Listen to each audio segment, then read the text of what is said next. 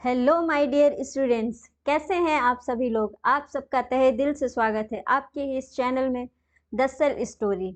और हम यहाँ पे पढ़ रहे हैं एनसीईआरटी एकदम बेसिक से फुल कॉन्सेप्ट क्लैरिटी के साथ। स्टूडेंट्स, इस बार जो नीट का पेपर आया हुआ था उसने हम सबको ये तो बता दिया है कि अब हमें एनसीईआरटी सीधे सीधे पढ़ने की ज़रूरत नहीं है। उसमें जो कॉन्सेप्ट दिए हुए हैं उनको समझना होगा और उससे रिलेटेड कई सारे कॉन्सेप्ट को आपस में इंटरकनेक्ट करना होगा। जो कि इस साल का पेपर था हमारा बायोलॉजी काफ़ी लेंदी थी और काफ़ी एनालिटिकल एस्पेक्ट में भी पूछी गई थी, इसीलिए अब हम इसको बहुत ही क्लैरिटी के साथ एक दूसरे से इंटरकनेक्ट करते हुए पढ़ना शुरू करेंगे। ठीक है स्टूडेंट्स, तो ये हमारी सीरीज चल रही है एनसीईआरटी लाइन बाय लाइन। यहाँ पे कई सारे स्टूडेंट्स को शुरुआत में क्या होता है कि एनसीईआरटी की लैंग्वेज समझने में प्रॉब्लम आती है, इसीलिए कुछ टर्मिनोलॉजी से अवेयर कराने के लिए और कुछ नए नए जो लैंग्वेज इश्यूज होते हैं उनसे अवेयर कराने के लिए हम ये लाइन बाय लाइन सीरीज लेके आए हुए हैं। ठीक है स्टूडेंट्स, तो हम इस सीरीज में अपनी एनसीईआरटी को काफ़ी थोरोली पढ़ रहे हैं और अपने सारे डाउट्स क्लियर करते हुए चल रहे हैं। जब ये पूरा 5 किंगडम क्लासिफिकेशन कंप्लीट हो जाएगा, यानी कि जब हम चैप्टर नंबर 4 भी पढ़ लेंगे एनिमल किंगडम वाला, तो उसके बाद हम लोग चैप्टर नंबर 1, 2, 3, 4 एंड 5 ये सारे चैप्टर का एक जो है एमसीक्यू सेशन लेके आएंगे। उसमें हम लोग इससे रिलेटेड सारे क्वेश्चन जो मैं फ्रेम करके दूंगी उसको करेंगे। ठीक है स्टूडेंट्स, तो इससे क्या होगा कि हमारी अभी तक की जो भी कॉन्सेप्ट है उसमें और कमांड हो जाएगी। तो शुरू करते हैं आज का टॉपिक जो कि है हमारा प्लांट किंगडम। इससे पहले हम लोग पढ़ चुके हैं अपना chapter number 1 the living world, chapter number 2 the biological classification, जिसमें हम लोगों ने मोनेरा, प्रोटिस्टा और फंजाई के बारे में पढ़ लिया है। आज हम लोगों को पढ़ना है प्लांट किंगडम, जिसमें हम लोग कवर करेंगे एल्गी तक। ठीक है स्टूडेंट्स, तो शुरू करते हैं आज का वीडियो।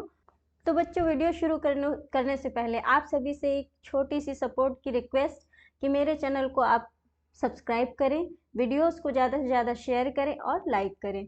ठीक है, तो शुरू करते हैं आज का टॉपिक जो कि है हमारा प्लांट किंगडम। बच्चों, अभी तक हम लोगों ने क्या देखा? हम लोगों ने देखा बायोलॉजिकल क्लासिफिकेशन में 2 किंगडम क्लासिफिकेशन हम लोगों ने देखा था, 3 किंगडम क्लासिफिकेशन भी देखा था, 4 किंगडम क्लासिफिकेशन भी देखा था,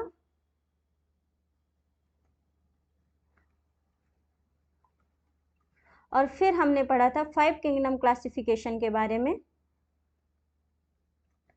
जो कि आर.एच. विटेकर सर ने दिया था।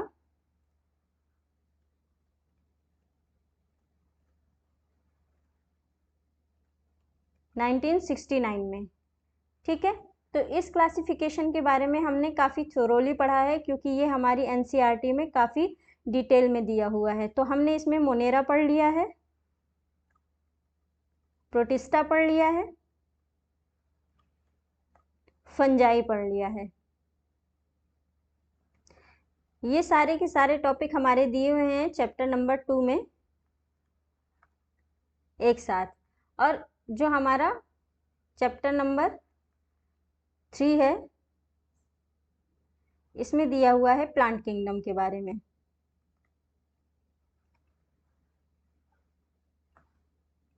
चैप्टर नंबर 4 में लेट मी चेक,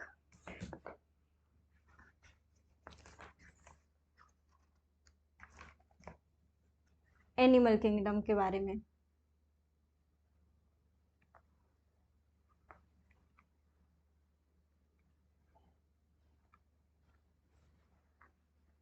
ठीक है, तो आज हम लोग पढ़ने वाले हैं प्लांट किंगडम के बारे में, पर थोड़ा सा इसके बारे में जान लेते हैं, जरा सा बेसिक अंडरस्टैंडिंग एक बार फिर से ले लेते हैं as a revision.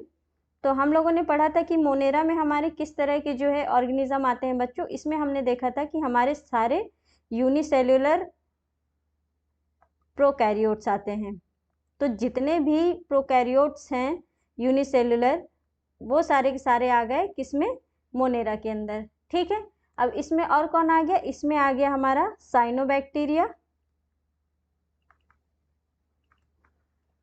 Plus all bacteria. तो bacteria are the sole member of kingdom Monera. तो साइनोबैक्टीरिया क्या है बच्चों? ये एक हमारा ब्लू ग्रीन एल्गी है, लेकिन इसको मोनेरा किंगडम में रखा गया है, ठीक है। तो ये हमारा एल्गी नहीं है, ये बैक्टीरिया है। दूसरा हमने पढ़ा था प्रोटिस्टा, इसमें कौन आते हैं बच्चों, इसमें आते हैं यूकैरियोट्स।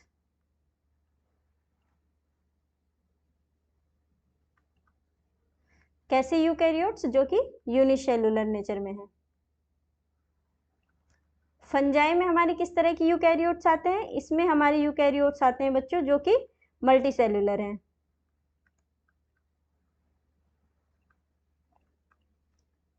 मल्टीसेलुलर यूकैरियोट्स प्लांटी में भी आते हैं और एनिमल में भी आते हैं।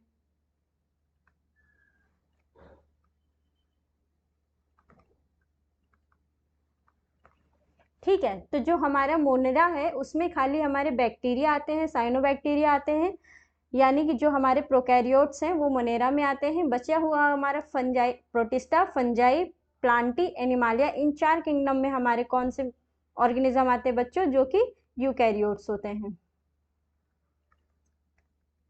तो जो प्रोकैरियोट्स हैं उनमें क्या होता है बच्चों, मेम्ब्रेन बाउंड न्यूक्लियस तो एब्सेंट होता है, इसलिए यहाँ पे न्यूक्लियर मेम्ब्रेन जो है वो क्या है, एब्सेंट है। और जो यूकैरियोट्स हैं यहाँ पे सारे membrane bound cell organelle present होते हैं, इसीलिए यहाँ पे न्यूक्लियर मेम्ब्रेन क्या होगी, वो प्रेजेंट होगी।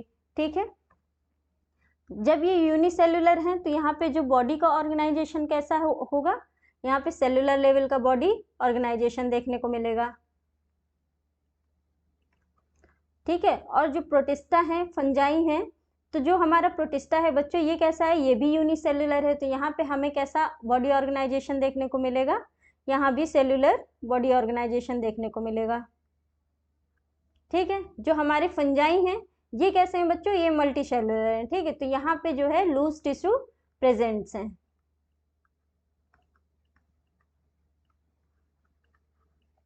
जो प्लांट्स हैं हमारे, इसमें हम थोड़ा सा जान लेते हैं कि जो बॉडी का ऑर्गेनाइजेशन होगा बच्चों वो किस तरह का होगा, प्लांट्स में टिश्यू लेवल का और ऑर्गन लेवल का। और जो हमारे एनिमल किंगडम है उसमें बॉडी का ऑर्गेनाइजेशन कैसा हो जाता है बच्चों, ऑर्गन लेवल का और ऑर्गन सिस्टम लेवल का।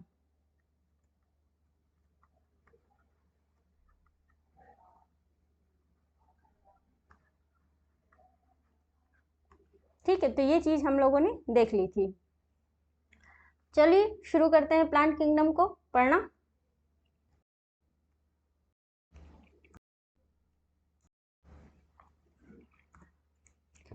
स्टूडेंट्स, प्लांट किंगडम में हम लोग किसके बारे में पढ़ने वाले हैं, प्लांट किंगडम में हम लोग पढ़ने वाले हैं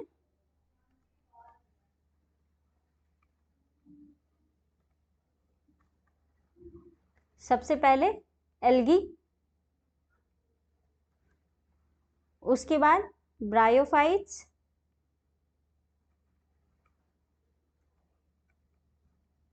उसके बाद टेरिडोफाइट्स,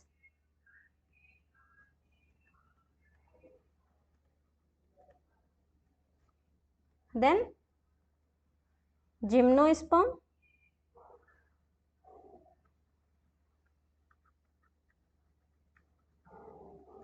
उसके बाद फिर एंजियोस्पर्म।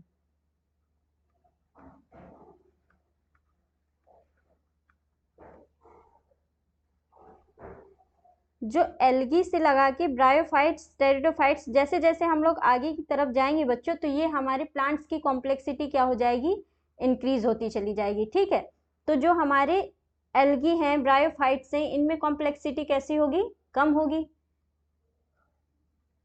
किसके कंपेयर में, एंजियोस्पर्म के कंपेयर में, है ना, तो लेस कॉम्प्लेक्स होंगे ये क्या होंगे, मोर कॉम्प्लेक्स होंगे।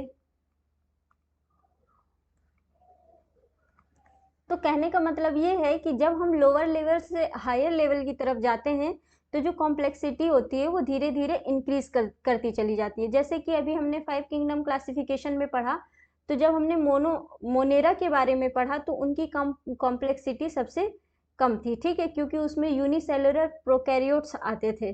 फिर हमने प्रोटिस्टा पढ़ा, उसमें कॉम्प्लेक्सिटी थोड़ी सी और इंक्रीज हो गई, यूनिसेलुलर यूकैरियोट्स आ गए। फिर हमने जब फंजाई पढ़ा तो उसमें कॉम्प्लेक्सिटी और इंक्रीज हो गई, यहाँ पे जो सेल थी वो हमारी मल्टी सेलुलर लेवल पे पहुंच गई है। ठीक है, तो फंजाई में हमारी जो कॉम्प्लेक्सिटी है वो मल्टी सेलुलर लेवल की है। यहाँ पे हमने टिश्यू भी देख लिए हैं। फिर हम जब प्लांटी में जाएंगे तो यहाँ पे कॉम्प्लेक्सिटी और बढ़ जाएगी। हम सेल्स देखेंगे जो कि टिश्यू बना रहे होंगे और टिश्यू देखेंगे जो कि ऑर्गन बना रहे होंगे, है ना। तो एनिमल में जाएंगे तो फिर ऑर्गन जो है ऑर्गन सिस्टम लेवल पे काम होने लगता है। तो इस तरह से क्या हो रहा है कि कॉम्प्लेक्सिटी धीरे धीरे बढ़ रही है जैसे जैसे हम लोअर किंगडम से अपर किंगडम की तरफ जा रहे हैं। इसी तरह से जब हम प्लांट किंगडम के अंदर ही बात करें तो जब हम एल्गी ब्रायोफाइट्स की बात करते हैं ना, तो ये लोअर प्लांट्स हैं, ठीक है। और जब इससे ऊपर की तरफ जाते जाएंगे जैसे जैसे जो है कॉम्प्लेक्सिटी इंक्रीज होती जाएगी, ठीक है। तो ये हम लोग देख रहे हैं क्या कि algae bryophytes, pteridophytes, gymnosperm, angiosperm, ठीक है। तो जैसे जैसे हम लोग एल्गी से एंजियोस्पर्म की तरफ जाएंगे तो प्लांट की क्या कॉम्प्लेक्सिटी जो होगी वो बढ़ती जाएगी, ठीक है स्टूडेंट्स। तो हमारे जो प्लांट्स हैं उनका बेसिक कैरेक्टर क्या है बच्चों? प्लांट्स जो हैं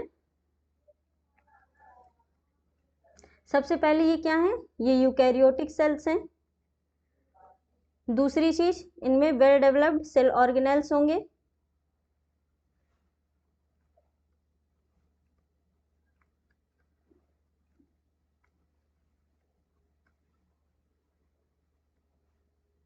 इनका जो प्रोमिनेंट फीचर है बच्चों वो क्या है, प्रेजेंस ऑफ क्लोरोप्लास्ट। प्लांट्स जो होंगे उनमें क्लोरोप्लास्ट जरूर प्रेजेंट होगा। क्यों? क्योंकि फोटोसिंथेसिस प्लांट का कैरेक्टरिस्टिक फीचर है, ठीक है। तो क्लोरोप्लास्ट की प्रेजेंस, साथ ही साथ एक प्रोमिनेंट वैक्यूल की प्रेजेंट, ये दोनों क्या हैं, ये हमारे कैरेक्टरिस्टिक फीचर हैं प्लांट्स के।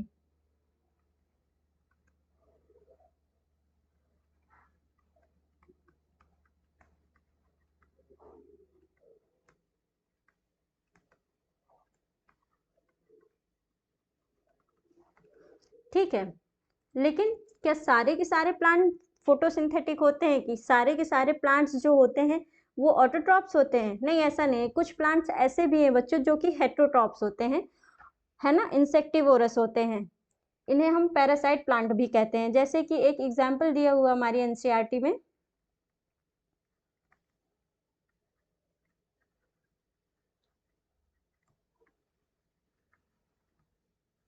ब्लैडर वर्ड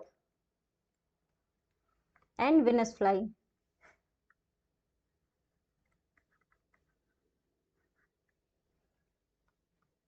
ये हमारे क्या है, ये है हमारे इंसेक्टिवोरस प्लांट।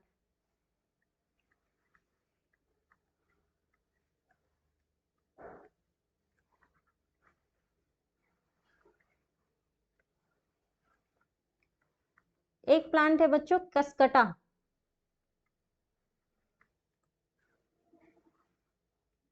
ये हमारा क्या है, ये है हमारा पैरासाइट।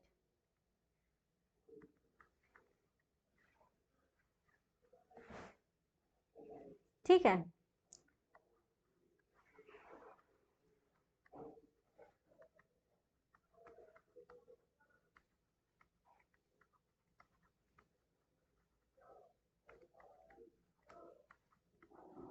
तो यहाँ पे हमारा कंक्लूजन क्या निकल के आता है?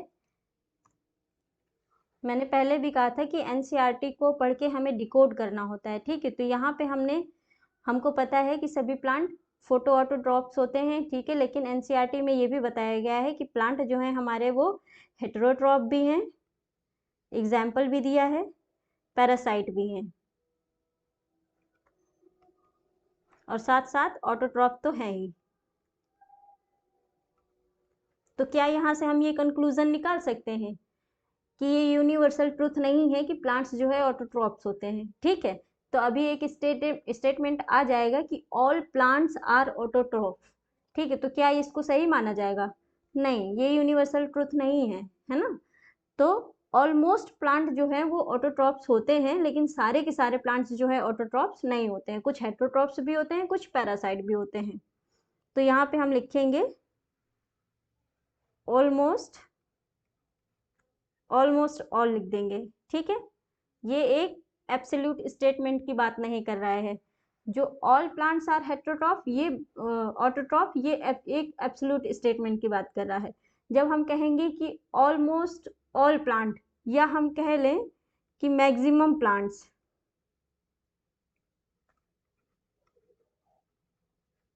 आर ऑटोट्रॉफ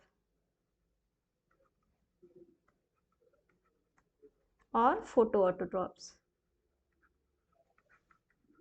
तो हमारा ये इस लाइन का कंक्लूजन निकल के आ रहा है। ठीक है बच्चों, तो इसे हमें ऐसे ही समझना होगा। तीसरा जो कैरेक्टरिस्टिक फीचर है प्लांट्स का वो क्या है बच्चों? Presence of cell wall.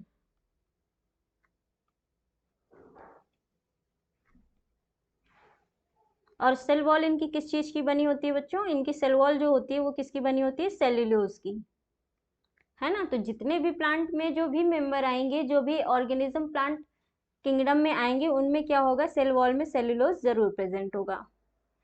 ठीक है। जो लाइफ साइकिल है इनकी वो कैसी होती है बच्चों प्लांट्स की?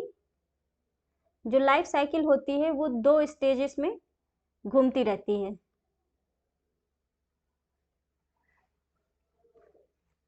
एक होती है हमारी हैप्लॉइड,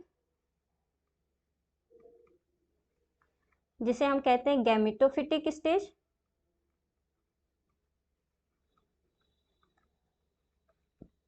और दूसरी होती है हमारी डिप्लॉइड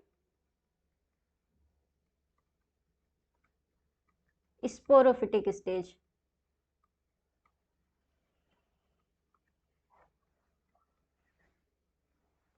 ठीक है।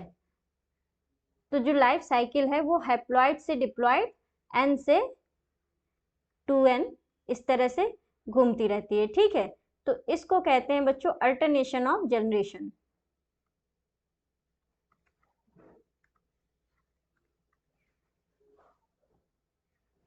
इसको हम लोग और डिटेल में पढ़ेंगे अभी आगे।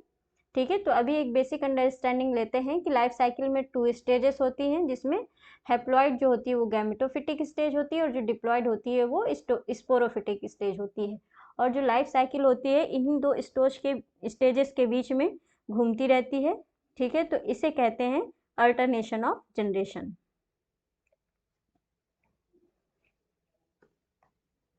ओके स्टूडेंट्स, तो हम लोगों ने देख लिया कि प्लांट्स के बेसिक कैरेक्टर क्या है। हमने देखा कि यूकैरियोटिक सेल हैं, टिश्यू ऑर्गन लेवल का ऑर्गेनाइजेशन है, ऑटोट्रॉपिक, फोटोसिंथेटिक है ये मोस्टली। ये हमने देख ही लिया कि यूकैरियोटिक मल्टीसेलुलर होते हैं, ऑटोट्रॉपिक न्यूट्रिशन होता है ना। ऑटोट्रॉपिक न्यूट्रिशन होता है मतलब ये लोग फोटोसिंथेसिस कर लेते हैं।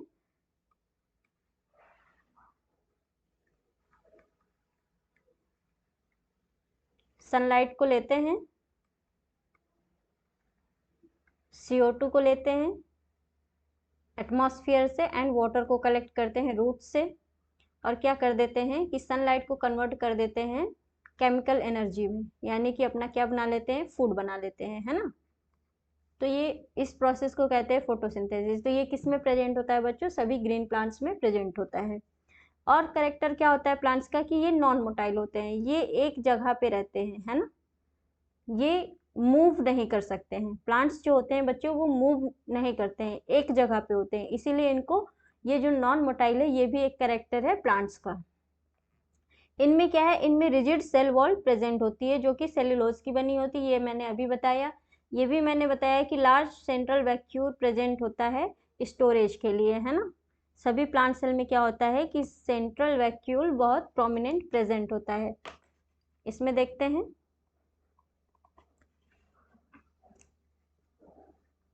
यहाँ पे ये देख रहे हैं हम लोग कि वैक्यूल प्रेजेंट है, काफी प्रोमिनेंट है। तो ये प्लांट का कैरेक्टर होता है।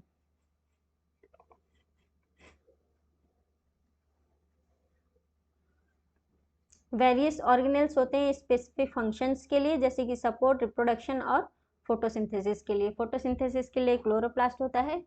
ठीक है बच्चों, ये क्या है? ये एक हमारा एल्गी है स्पाइरोगाइरा, ये है हमारा वोल्वॉक्स, और ये है हमारे क्लेमाइडोमोनास। ठीक है, ये तीनों ही ग्रीन एल्गी हैं। इनका सेलुलर स्ट्रक्चर दिखाने के लिए यहाँ पे लगे हुए हैं ये डायग्राम। तो ये जो है हमारा स्पाइरोगाइरा है ना बच्चों, इसका हम लोग देख रहे हैं, ये जो है ये सेल वॉल है। ठीक है, यहाँ पे क्या है, ये सेल वॉल है। ये इसका वेजिटेटिव सेल पार्ट है, यानी कि यहाँ से ये सेल जो है ब्रेक होके दूसरे नए स्पायरोगायरा बना सकती है। और ये जो बीच में ये वाला जो पार्ट दिख रहा है, इसको ये वाला, इसको कहते हैं वैक्यूल। ये जो साइड साइड में एक फ्लूइड लाइक येलो कलर का स्ट्रक्चर दिख रहा है, ये हमारा साइटोप्लाज्म है, ठीक है। और ये बीच में जो दिख रहा है प्रोमिनेंट, ये है हमारा न्यूक्लियस। और ये जो ग्रीन कलर की हम लोग ऐसे ऐसे स्पाइरल स्ट्रक्चर देख रहे हैं ना, ये इसको कहते हैं बच्चों क्लोरोप्लास्ट। ये इसका क्लोरोप्लास्ट कैसा है, स्पाइरल है, ठीक है। और इसी क्लोरोप्लास्ट में क्या प्रेजेंट होता है, इन्हीं क्लोरोप्लास्ट में ऐसे ऐसे पायरेनोइड्स प्रेजेंट होते हैं।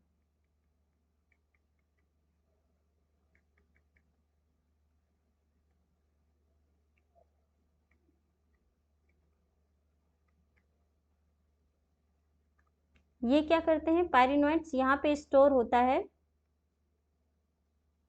स्टार्च एंड प्रोटीन, ठीक है। तो ये था हमारा स्पायरोगायरा ग्रीन एल्गी। ये है हमारा वॉलवॉक्स। इसमें क्या है, इसमें आउटर सेल में ऐसे फ्लैजिला लगे हुए हैं, दो दो दिख नहीं रहे हैं।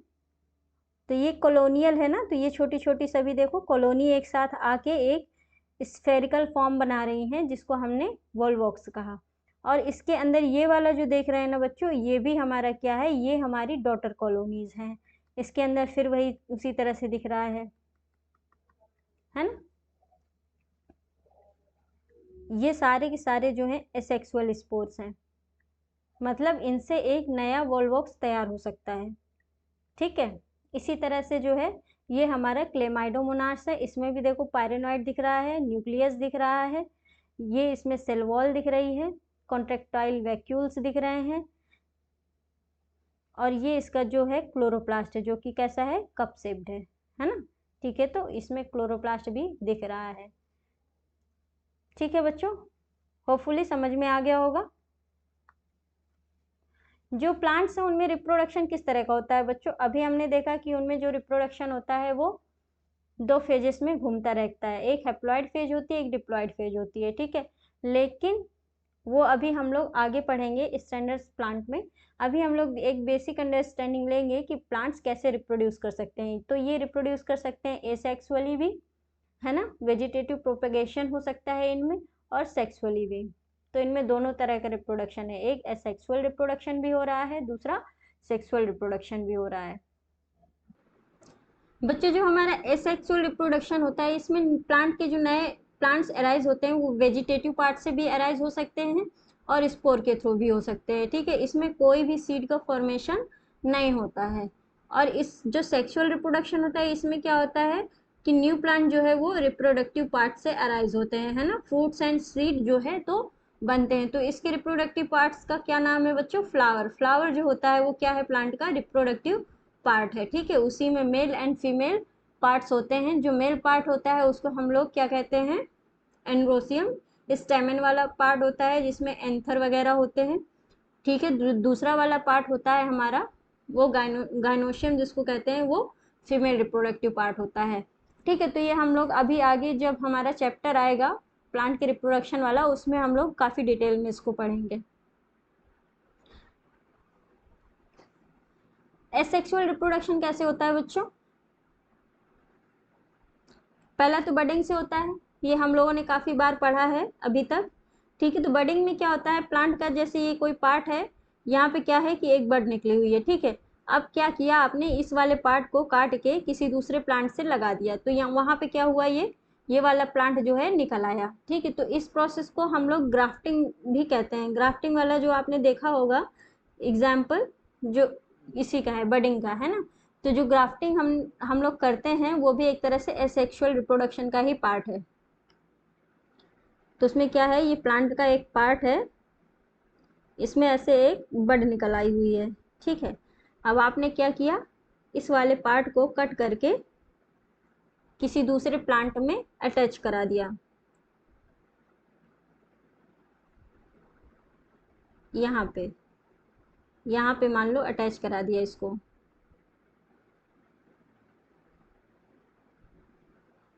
ठीक है, तो अब ये प्लांट क्या होगा, ग्रो कर जाएगा।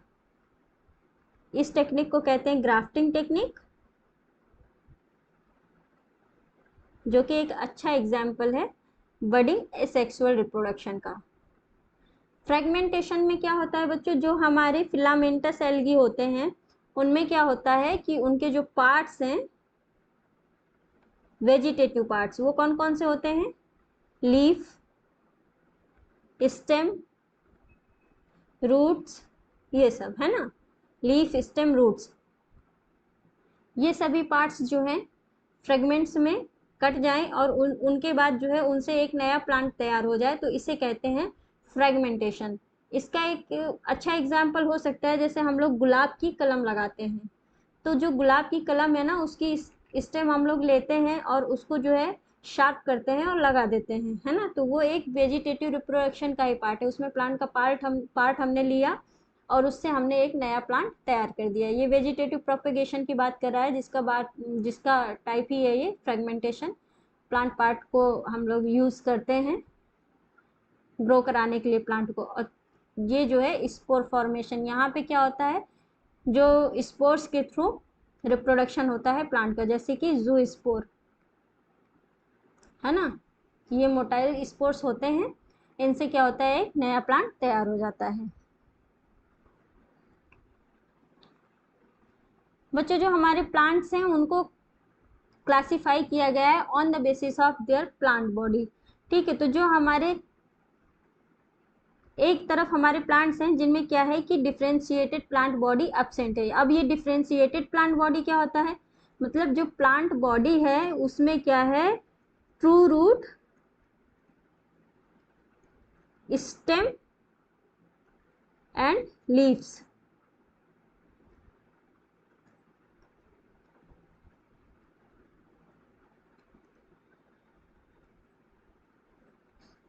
ये सब के सब क्या है, एब्सेंट है।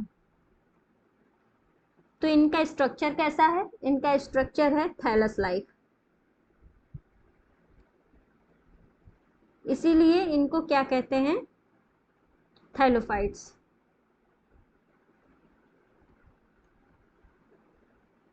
है ना। तो इनमें जो है रूट का अल्टरनेटिव प्रेजेंट है, स्टेम का अल्टरनेटिव प्रेजेंट है, लीव्स का अल्टरनेटिव प्रेजेंट है, लेकिन ट्रू रूट, लीव, स्टेम ये सब के सब क्या है, इसमें एब्सेंट है।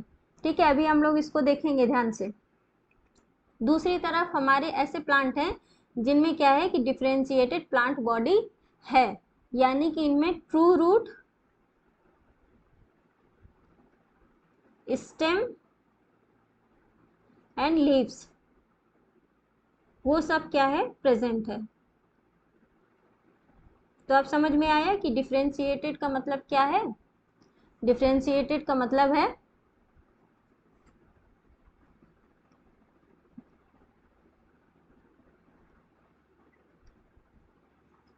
Presence of root, presence of stem and leaves. ठीक है, तो अब फर्दर जो हमारे प्लांट बॉडी हैं जिनमें डिफरेंशिएशन नहीं है उनको थैलोफाइट्स कहा गया, और जिनमें प्लांट बॉडी में डिफरेंशिएशन है उनको फर्दर और कैटेगरी में डिवाइड करा गया on the basis of vascular tissue. अब ये वेस्कुलर टिश्यू क्या होते हैं, ये वेस्कुलर टिश्यू होते हैं हमारे जाइलम एंड फ्लोएम। ठीक है, तो on the basis of presence of xylem and phloem फिर प्लांट को डिवाइड किया गया। तो जाइलम फ्लोएम का काम क्या होता है, ये फूड एंड वाटर का ट्रांसपोर्ट करते हैं प्लांट में।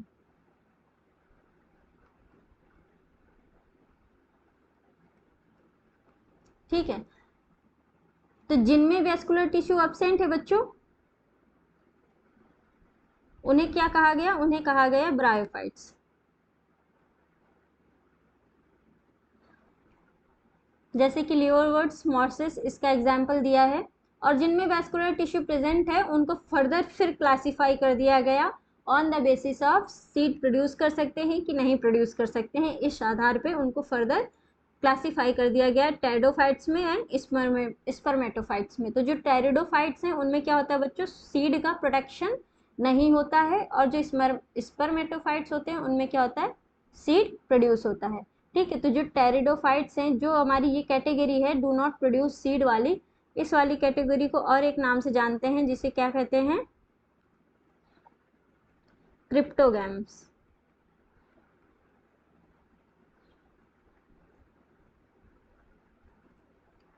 और जो सीड प्रोड्यूस कर सकते हैं इनको दूसरे नाम से जानते हैं, इन्हें कहते हैं फेनेरोगैमस।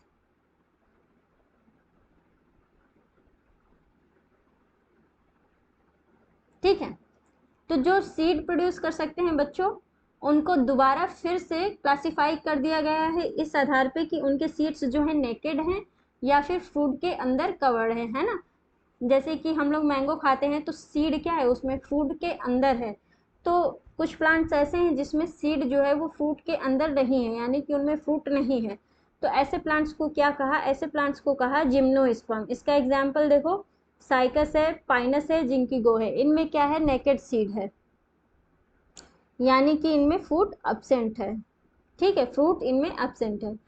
दूसरे प्लांट्स हैं जो हमारे, जिनमें सीड क्या है, वो कवर्ड है, फ्रूट के इनसाइड है ना। तो ऐसे प्लांट्स को कहा गया एंजियोस्पर्म। ठीक है, और एंजियोस्पर्म को कोटिलिडॉन्स के आधार पे फिर से डिवाइड कर दिया गया है दो पार्ट में। तो ऐसे सीड जिनमें दो कोटिलिडॉन प्रेजेंट है उन्हें कहा गया डाइकॉट्स, और ऐसे सीड जिनमें सिंगल कोटिलिडॉन है उन्हें कहा गया मोनोकॉट्स। जैसे कि ग्रासेस हो गए, वीट्स हो गए, कोकोनट्स, ऑर्किड्स, अनियन, ये सब क्या हैं, ये हैं हमारे मोनोकॉट्स। और जो हमारे डाइकॉट्स वाले प्लांट हो गए, जैसे बीन्स हो गई, मैंगो हो गई, ब्रिंजल्स हो गए, ये सब हमारे क्या हैं, टू कोटिलिडॉन्स वाले प्लांट हैं।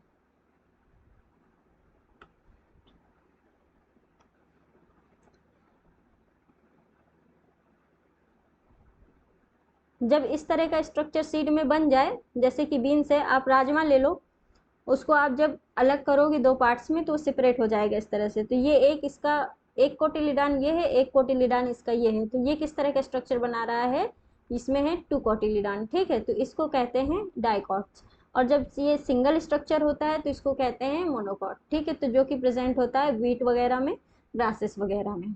नेक्स्ट देखते हैं बच्चों, जो एंजियोस्पर्म्स हैं ये हमारे सबसे स्टैंडर्ड प्लांट है, सबसे हायर प्लांट्स हैं। ठीक है, तो इनको जो है पहले क्या किया गया, क्लासिफाई किया गया, किस आधार पे, मॉर्फोलॉजिक करेक्टर के आधार पे। ठीक है, तो ग्रॉस सुपरफिशियल मॉर्फोलॉजिकल करेक्टर के आधार पे इनके, जैसे कि हैबिट हो गया, कलर हो गया, नंबर हो गया, शेप्स ऑफ लीफ हो गई, इन सब कैरेक्टर्स के आधार पे तीन तरह से क्लासिफाई किया गया। एक था हमारा आर्टिफिशियल सिस्टम ऑफ क्लासिफिकेशन, दूसरा हमारा natural system of classification, and तीसरा हमारा फाइलोजेनेटिक सिस्टम ऑफ क्लासिफिकेशन। ये मैं इरेज करती जा रही हूँ ताकि आप लोगों को समझने में दिक्कत ना आए, आप लोग इजीली स्क्रीनशॉट्स वगैरह ले लेना। ठीक है, तो जो आर्टिफिशियल सिस्टम ऑफ क्लासिफिकेशन है ये दिया है हमारे लीनियस सर ने। ठीक है, तो लीनियस सर यहाँ पे हैट्रिक बनाते हुए, इन्होंने चैप्टर 1 में भी हमने इनका पढ़ा था बायनोमियल क्लासिफिकेशन।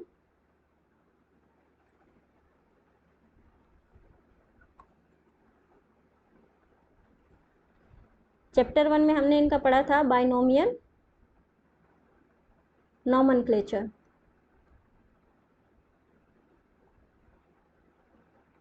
चैप्टर नंबर 2 में भी हमने इनका पढ़ा था टू किंगडम क्लासिफिकेशन।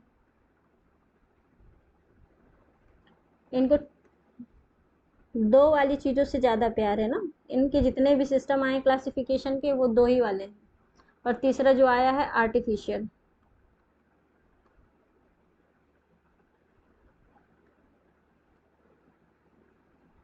इसमें भी एक दो एक दो एक दो है ना, तो ये इनका एक फेवरेट है, सबसे पहले ये क्लासिफिकेशन दे देते हैं।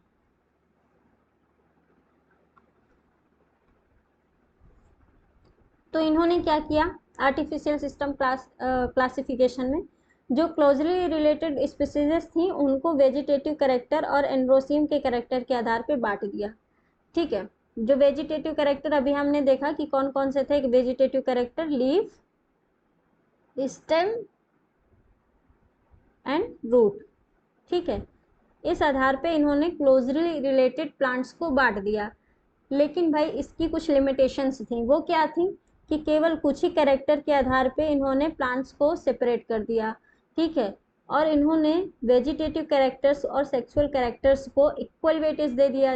और जो वेजिटेटिव कैरेक्टर्स थे वो क्या थे, ईजिली इफेक्ट हो रहे थे इन्वायरमेंट के द्वारा। इसको समझते हैं बच्चों। हमारे वेजिटेटिव कैरेक्टर क्या है, रूट, स्टेम, लीफ। जो हमारे सेक्सुअल कैरेक्टर क्या है, जो प्लांट के अंदर इनबिल्ट है। ठीक है, तो जो वेजिटेटिव कैरेक्टर हैं वो डायरेक्ट एक्सपोज हो रहे हैं एनवायरमेंटल कंडीशन के लिए, तो पत्तियां पीली पड़ के झड़ जाती हैं। ठीक है, जो स्टेम है वो कट सकता है, खराब हो सकता है, सूख सकता है। तो इस तरह से आप जो है उनको सेक्सुअल कैरेक्टर्स के साथ इक्वल वेटेज नहीं दे सकते हैं, है ना। तो इन्होंने क्या किया कि जो सेक्सुअल कैरेक्टर्स थे और वेजिटेटिव कैरेक्टर्स थे उनको इक्वल वेटेज दे दिया। यहाँ पे इन्होंने गड़बड़ी कर दी, इसीलिए इनका जो आर्टिफिशियल क्लासिफिकेशन सिस्टम था ये जो है नहीं माना गया। फिर दूसरा आया नेचुरल सिस्टम ऑफ क्लासिफिकेशन। इसको किसने दिया था, इसको दिया था George Bentham and Joseph Dalton Hooker ने। ठीक है, इन्होंने क्या बताया था, इन्होंने एक्सटर्नल एंड इंटरनल फीचर्स को दोनों को लिया। एक्सटर्नल फीचर हमारे जैसे कि वेजिटेटिव कैरेक्टर को भी इन्होंने लिया, ये हमारे सब क्या हो गए, एक्सटर्नल कैरेक्टर हो गए। फिर इन्होंने और कौन से कैरेक्टर लिए, इंटरनल कैरेक्टर ले लिए।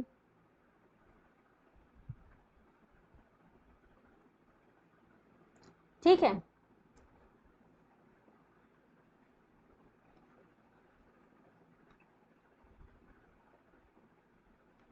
इंटरनल कैरेक्टर्स में कौन कौन से कैरेक्टर आ गए बच्चों, जैसे कि अल्ट्रा स्ट्रक्चर। इसमें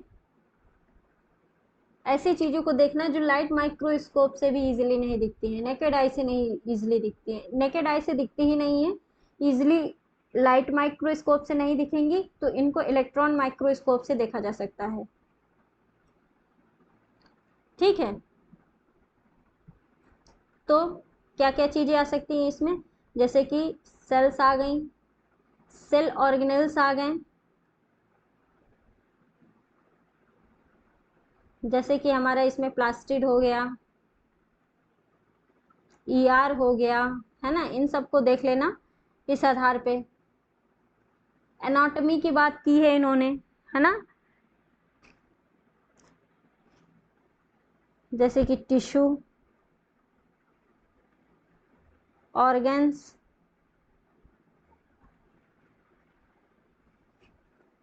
स्टेम, ये सभी चीजें, फ्रूट,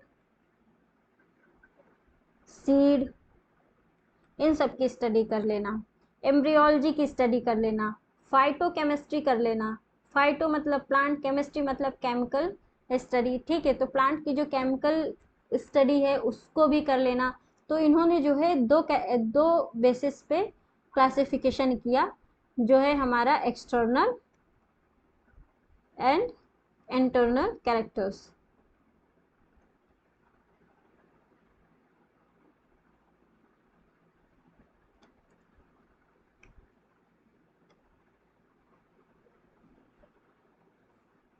ओके, फिर हमारा आया most accepted phylogenetic system of classification.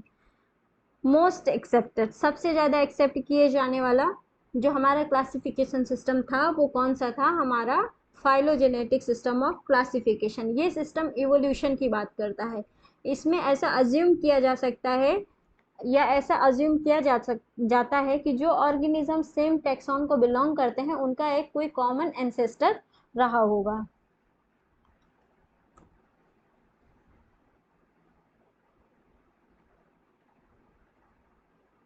organisms with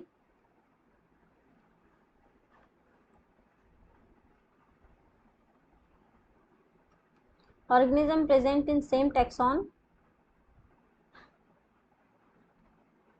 may have common ancestor। ठीक है।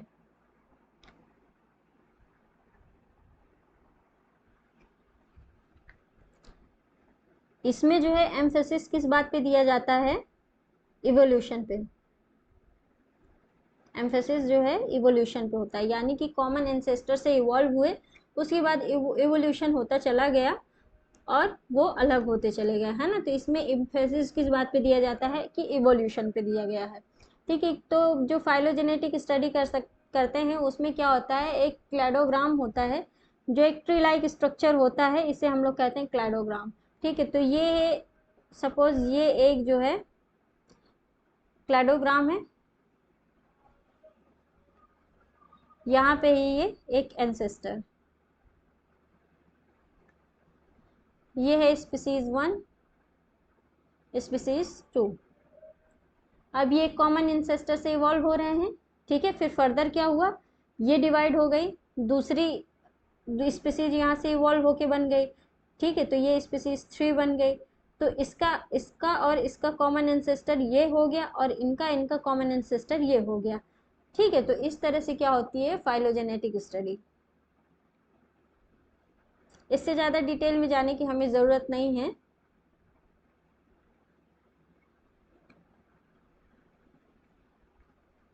तो इस तरह से ये क्लासिफिकेशन जो है हमारा वो सबसे ज़्यादा एक्सेप्टेड किया गया। जो फाइलोजेनेटिक सिस्टम ऑफ क्लासिफिकेशन है बच्चों, उसमें 3 तरह की कैटेगरी दिखाई गई हैं, एक न्यूमेरिकल टैक्सोनॉमी, एक साइटोटैक्सोनॉमी एंड कीमोटैक्सोनॉमी। ठीक है, वन बाय वन इनको समझेंगे कि न्यूमेरिकल टैक्सोनॉमी में क्या होता है।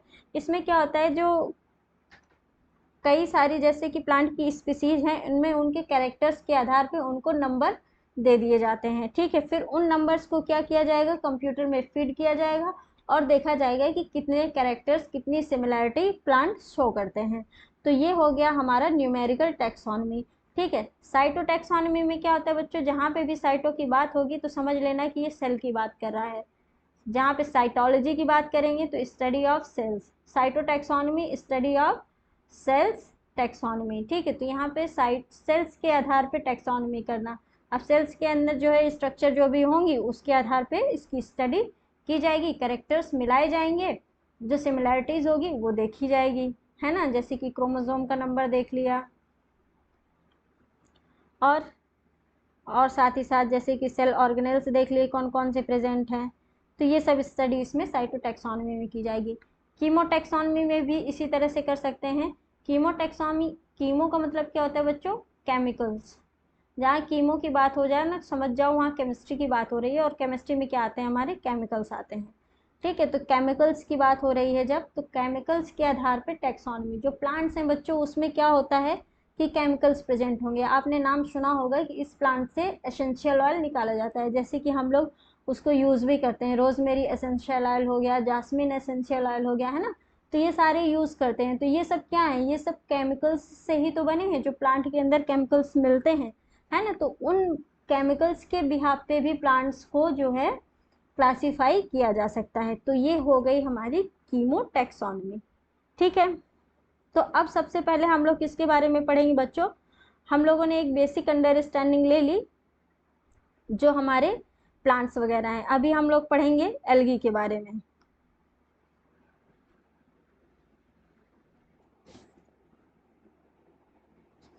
बच्चों एल्गी हमारे क्या हैं, क्लोरोफिल बेयरिंग है। अब प्लांट है तो क्लोरोफिल प्रेजेंट होगा ही होगा, है ना, सिंपल है। थाइलॉइड है, ऑटोट्रॉपिक है। थाइलॉइड है मतलब ये थैलोफाइट्स हैं, इनमें true roots, stem and leaves absent होंगी। तो होगा क्या आखिर, तो इनमें ट्रू रूट की जगह कौन होगा बच्चों, होल्ड फास्ट। ये किसका रिप्लेसमेंट है, ये रूट का है ना। होल्ड फास्ट क्या करेगा, रूट वाला काम करेगा। ये अटैच टू सबस्ट्रेटम, ये हेल्प करेगा एल्गी को किसी भी सबस्ट्रेट से अटैच होने में। ठीक है, तो ये रूट की तरह काम करेगा, है ना। लेकिन ये क्या नहीं करेगा, ये न्यूट्रिएंट्स को अब्जॉर्ब नहीं करता है।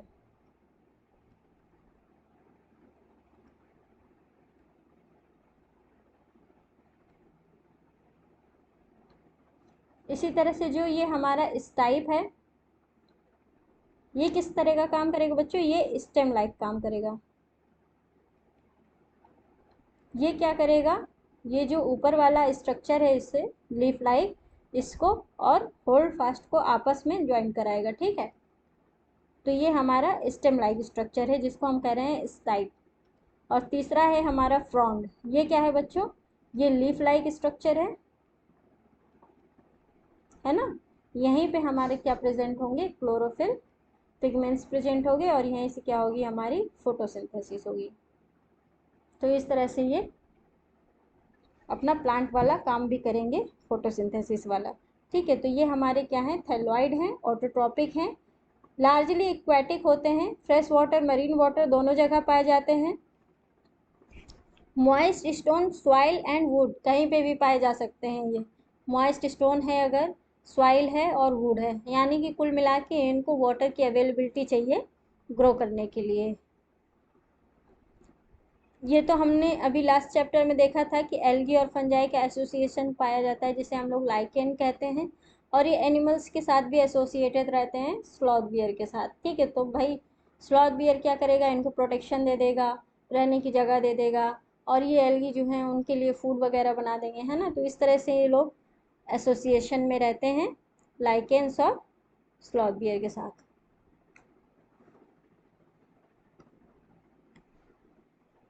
जो इनका साइज है बच्चों वो क्या है, वेरिएबल है, एक तरह के नहीं होते हैं, बहुत ज़्यादा वेरी करते हैं। जैसे कि वोल्वॉक्स जो है वो हमारा स्फेरिकल फॉर्म में है, कॉलोनियल फॉर्म में, तो वहीं यूलोथ्रिक्स और स्पायरोगारा ये दोनों हमारे कैसे हैं, फिलामेंटस हैं, है ना। तो इनका जो साइज है, स्ट्रक्चर है, वो क्या है, वो वेरी कर रहा है, इनकी मॉर्फोलॉजी जो है वो अलग अलग है।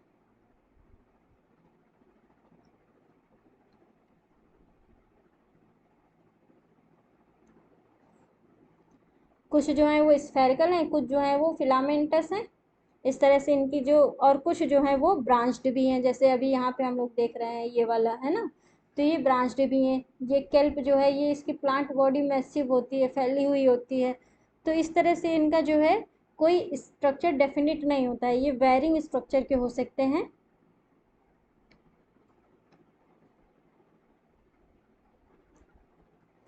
ठीक है।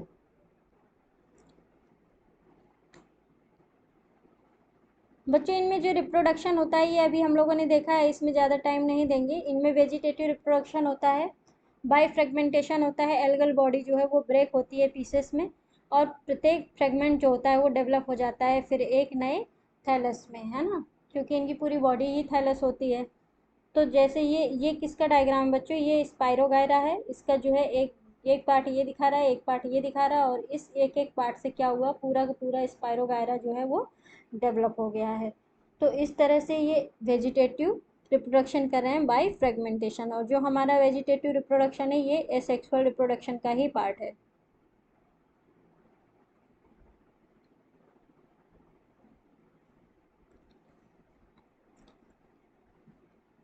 एसेक्सुअल रिप्रोडक्शन किस तरह से होता है बच्चों, इसमें क्या होता है कि सिंगल पेरेंट जो है वो ऑफस्प्रिंग प्रोड्यूस करता है, जनरली क्या होती हैं, आइडेंटिकल होती हैं। जो हमने वेजिटेटिव रिप्रोडक्शन अभी देखा बच्चों, ये भी एक एक तरह से वो हमारा क्या है, एसेक्सुअल रिप्रोडक्शन है, इसीलिए इसमें क्या होंगी, आइडेंटिकल डॉटर्स बनेंगी,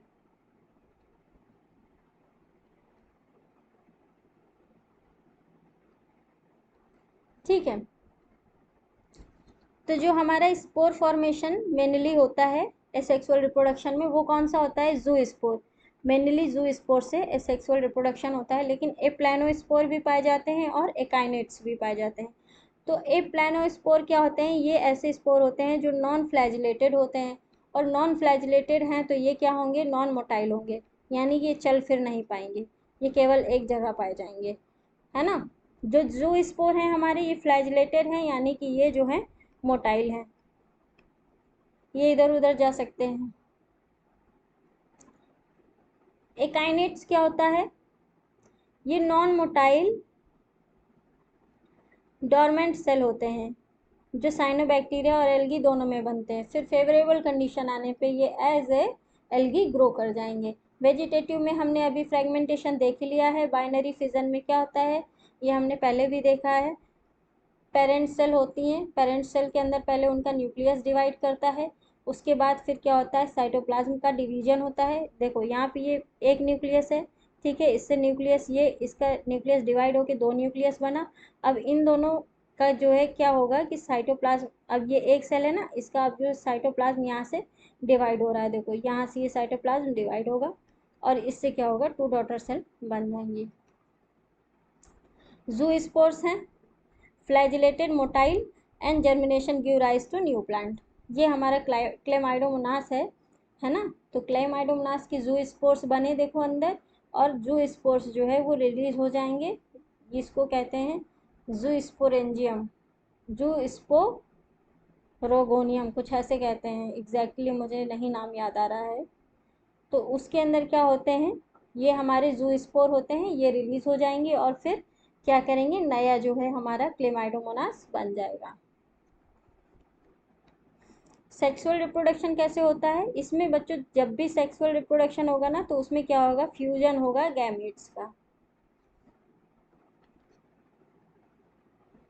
दो कॉम्पैटिबल ऑर्गेनिज्म साथ में आएंगे, उनके गैमीट्स का फ्यूजन होगा, जाइगोट बनेगा और उस जाइगोट से फिर मियोसिस होके नए स्पोर बन जाएंगे जो कि क्या करेंगे, नए जो है प्लांट्स को जनरेट कर देंगे।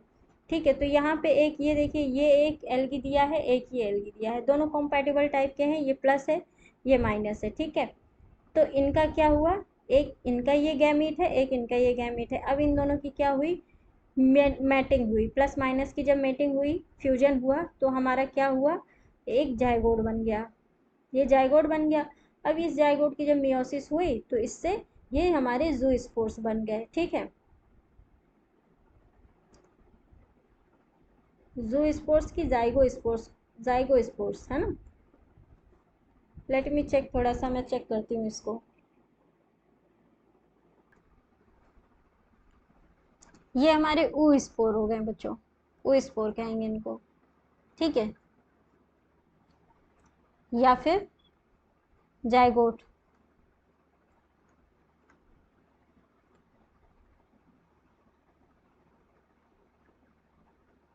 जाइगोस्पोर्स है ना। तो ये फिर क्या करेंगे, ये नए जो है हमारे नए एल्गी हमारे जनरेट हो जाएंगे। इस तरह से सेक्सुअल रिप्रोडक्शन हो जाता है। अब जो सेक्सुअल रिप्रोडक्शन के लिए जो गैमीट्स होते हैं वो तीन तरह के हो सकते हैं। अगर ये फ्लैजिलेटेड हैं और सिमिलर साइज में हैं, अगर ये नॉन फ्लैजिलेटेड हैं बट सिमिलर साइज में हैं, तो इन्हें क्या कहेंगे, आइसोगैमी। मतलब इसमें क्या है कि सिमिलर साइज मैटर कर रहा है। जब सिमिलर साइज के होंगे, चाहे वो मोटाइल हो चाहे वो नॉन मोटाइल हो, तो उसे क्या कहेंगे बच्चों, उसे कहेंगे आइसोगैमी। और जब डिफरेंट साइज के होंगे, यहाँ पे देख रहे हैं एक जो है मेल बहुत छोटा है और फीमेल जो है काफी बड़ी है, तो ये क्या है, डिसिमिलर साइज के हैं।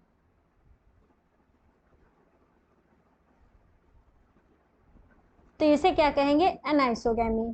ठीक है, और उगैमी किसे कहेंगे, जब मेल गैमीट का साइज एकदम छोटा है और फीमेल गैमीट का साइज बड़ा है, तो इसे कहेंगे उगैमस। ठीक है, fusion between one large non motile, जो हमारा एग है वो नॉन मोटाइल है और जो हमारा स्पर्म है ये क्या है, मोटाइल, तो इसको कहेंगे उगैमी। ये किस में देखने को मिलता है, ये देखने को मिलता है वॉल्वॉक्स में, फ्यूकस में। एनाइसोगैमस देखने को किस में मिलता है, यूडोरिना में। ठीक, इकोनॉमिकल इंपॉर्टेंस क्या है एल्गी का, तो ये इंपॉर्टेंस की बात हो रही है बच्चों, इकोनॉमिकल इंपॉर्टेंस मेरे मुंह से निकल गया। तो इंपॉर्टेंस क्या है एल्गी का, लगभग अगर 100% CO2 फिक्स हो रही है ना अर्थ पे प्लांट्स के द्वारा, तो उसमें 50% खाली जो कौन है वो फिक्स कर रहा है, एल्गी। यानी कि हमारा जो 50% अर्थ का CO2 है वो सिर्फ और सिर्फ एल्गी फिक्स कर रहे हैं, है ना। तो ये कितने ज़्यादा इम्पोर्टेंट है, सोच के देखो कितने ज़्यादा इम्पोर्टेंट है। 50% CO2 का फिक्सेशन कर रहे हैं हम एल्गी से। और साथ ही साथ जब ये इतनी ज़्यादा CO2 फिक्स करेंगे तो ये क्या होंगे बच्चों, ये होंगे हमारे प्राइमरी प्रोड्यूसर, है ना, क्योंकि ये ऑटोट्रॉफ हैं, प्राइमरी प्रोड्यूसर हैं। तो ये क्या करेंगे, बेसिस क्रिएट करेंगे फूड चेन का, basis of food chain all aquatic animals, है ना। तो ये सबके लिए फूड भी बना के देंगे, सबको फूड भी प्रोवाइड करेंगे। और चूंकि ये फोटोसिंथेटिक होते हैं तो ये क्या करेंगे कि जहाँ भी रहेंगे वहाँ पे ऑक्सीजन का लेवल बढ़ा देंगे, है ना। किसी भी, मान लो ये पॉन्ड है, यहाँ पे एल्गी रह रहे हैं, तो यहाँ पे ऑक्सीजन अगर कम है तो ये यहाँ पे क्या करेंगे, ऑक्सीजन का लेवल इंक्रीज कर देंगे। क्यों, क्योंकि फोटोसिंथेसिस एक ऐसा प्रोसेस है जिसमें क्या होता है कि ऑक्सीजन रिलीज होती है CO2 लेने के बाद। ठीक है, तो यहाँ पे ऑक्सीजन का लेवल इंक्रीज हो रहा है और CO2 के लेवल को ऑब्वियसली कम कर देंगे, क्योंकि ये CO2 को फिक्स कर देंगे। ईडेबल फंजाई बच्चों, ईडेबल एल्गी कौन कौन से होते हैं, PLS करके याद कर लेंगे इसको। Porphyra, laminaria and सार्गासम।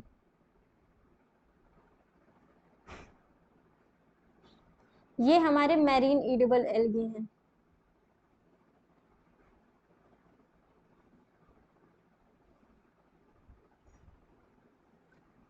एक और एल्गी होता है बच्चों, क्लोरेला, जो कि यूनिसेलुलर होता है और प्रोटीन रिच होता है। ठीक है, तो इसको क्या किया जाता है, इसको एज ए फूड सप्लीमेंट और प्रोटीन सप्लीमेंट लेते हैं कौन, जो स्पेस ट्रैवलर होते हैं।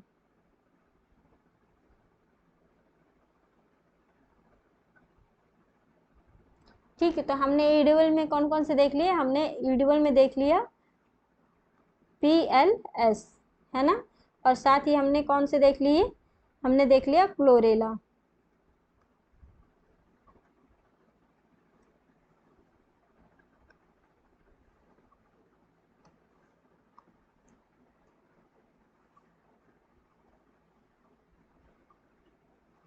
बच्चों जो हमारे कुछ मरीन ब्राउन एल्गी और रेड एल्गी हैं, ये क्या करते हैं, हाइड्रोकोलाइट्स प्रोड्यूस करते हैं, है ना। ये हाइड्रोकोलाइट्स क्या होते हैं, वाटर होल्डिंग सब्सटेंस होते हैं, ऐसे सब्सटेंस जो वाटर को होल्ड करते हैं एल्गी के लिए। तो ऐसे सब्सटेंसेस जो है किस में देखे जाते हैं, मरीन ब्राउन एल्गी में और रेड एल्गी में। तो इसमें जो है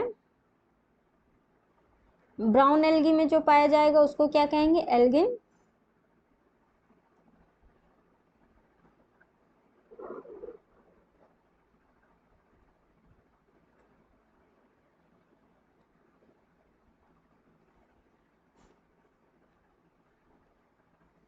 जो रेड एल्गी होगा उसमें क्या पाया जाएगा, कैरोलिन,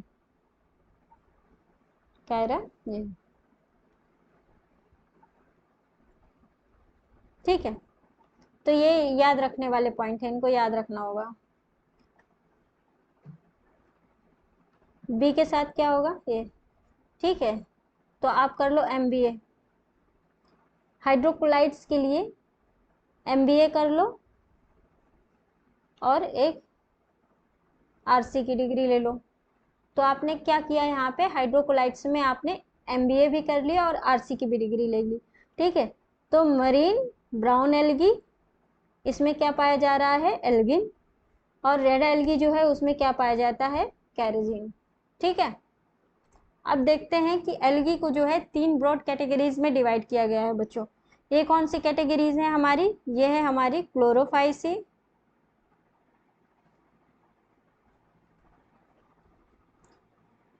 फिर फियोफाइसी,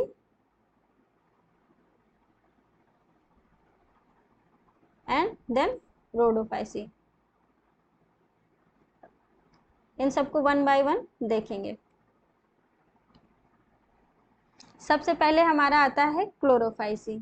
तो क्लोरोफाइसी जैसे कि नाम से ही पता चल रहा है क्लोरो, है ना। तो जहाँ पे क्लोरो की बात होगी तो समझ लेना बात यहाँ पे हो रही है क्लोरोप्लास्ट की। यहाँ पे क्लोरोप्लास्ट पाया जाएगा, और क्लोरोप्लास्ट पाया जाएगा तो यहाँ रंग कैसा होगा बच्चों, हरा होगा। क्योंकि हम लोग बचपन से पढ़ते आए हैं कि पत्तियों का रंग हरा होता है, क्यों, क्योंकि उसमें क्लोरोप्लास्ट पाया जाता है। इसीलिए ये हमारे इसमें कौन से एल्गी आ जाएंगे, इसमें हमारे एल्गी आ जाएंगे ग्रीन एल्गी। तो यही दिया हुआ है कि the member of Chlorophyceae are commonly called green algae. The plant body में बी यूनिसेलुलर, कॉलोनियल या फिलामेंटस। हमने देखा कि अभी जो है कॉलोनियल हो सकती है, जिसमें हमने एक एग्जाम्पल देखा था वोल्वोक्स का, ठीक है। फिलामेंटस में हमने इसका एग्जाम्पल देखा था यूलोथ्रिक्स का, स्पाइरोगाइरा का, ठीक है। तो ये यूनिसेल्युलर भी हो सकते हैं, कॉलोनियल भी हो सकते हैं, और फिलामेंटस भी हो सकते हैं। ये ग्रीन होते हैं क्यों, क्योंकि इनमें क्लोरोफिल ए और बी पिगमेंट ज़्यादा पाया जाता है। सीधी सी बात है, क्लोरोफिल के कारण पत्तियों का रंग हरा होता है, और क्लोरोफिल कौन से, ए और बी। कोई एफर्ट नहीं करना है यहाँ पे याद करने के लिए ज़्यादा। और ये क्लोरोफिल पिगमेंट हैं, तो पिगमेंट हमारे कहाँ पाए जाएंगे, क्लोरोप्लास्ट के अंदर, है ना। तो जो हमारे क्लोरोफिल पिगमेंट होते हैं बच्चों, वो कहाँ पाए जाते हैं, क्लोरोप्लास्ट के अंदर। द क्लोरोप्लास्ट में be discoid, plate like, reticulate, cup shape. तो ये क्लोरोप्लास्ट, जो क्लोरोप्लास्ट है ना, उसका शेप दिया गया है कि वो ऐसे भी हो सकता है ना, ऐसे भी हो सकता है, किसी भी तरह से वो प्रेजेंट हो सकता है। स्पाइरल भी हो सकता है, जैसे कि हमने देखा था अभी इस तरह से प्रेजेंट था स्पाइरोगायरा में, हमने देखा था ना। या रिबन शेप्ड भी हो सकता है, कई कई स्पीसीज में डिपेंड करता है। Most of the members have one और मोर स्टोरेज बॉडी, जिसे पायरेनोइड कहते हैं। अभी जब हमने स्पाइरोगायरा का, मैंने जब क्लोरोप्लास्ट दिखाया था कि इस तरह से प्रेजेंट होता है स्पाइरल, तो मैंने उसमें एक चीज़ बताई थी कि इसमें ऐसे छोटी छोटी ऐसे स्टोरेज बॉडीज दिखाई थी प्रेजेंट होती है। इन्हीं स्टोरेज बॉडीज को कहते हैं पायरिनोइड्स, ठीक है। क्लोरोप्लास्ट में प्रेजेंट होती हैं। अगर पूछा जाए कि पायरिनोइड्स कहाँ प्रेजेंट है, तो क्लोरोप्लास्ट में प्रेजेंट होते हैं। किस में, क्लोरोफाइसी में।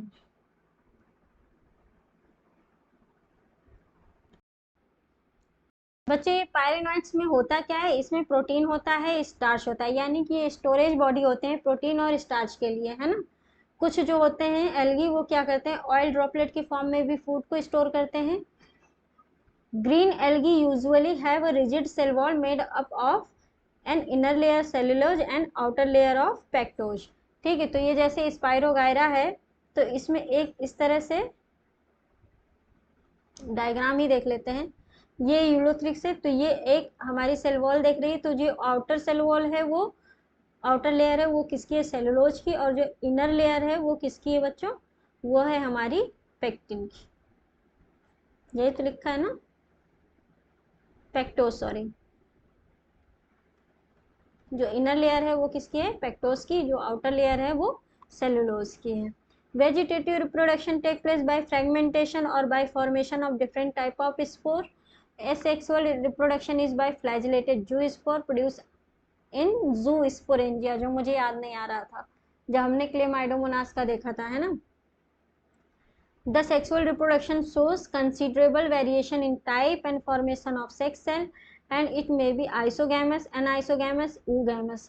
Some commonly found green algae, Chlamydomonas, Volvox, Ulothrix, Spirogara, Cara, ये सब है ना। तो ये सब हम लोगों ने पढ़ लिया है। रिप्रोडक्शन तो एक शॉर्ट में लिख लेते हैं। रिप्रोडक्शन जो है वो एसेक्सुअल भी हो सकता है और सेक्सुअल भी हो सकता है।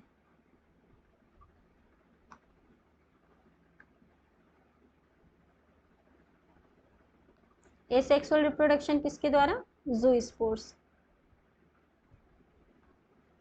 और सेक्सुअल में तीनों तरह के गैमेट्स हो सकते हैं, आइसोगैमी,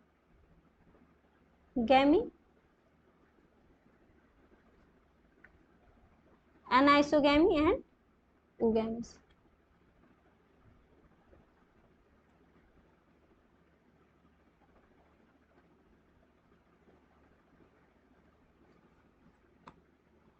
एग्जाम्पल इतनी देर से पढ़ रहे हैं, पढ़ते पढ़ते ही याद हो गए। वोल्वॉक्स, यूलोथ्रिक्स,